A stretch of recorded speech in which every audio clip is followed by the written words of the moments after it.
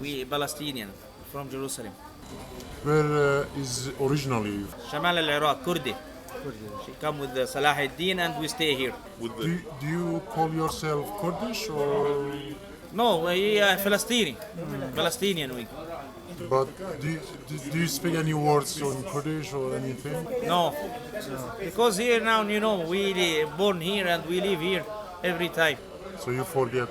Forget, yes. But I know original my family, it's coming with for Salah ad-Din, for Bayt al-Maqdis, Jerusalem. And you stay. Of course, we stay here and we like here and we born here.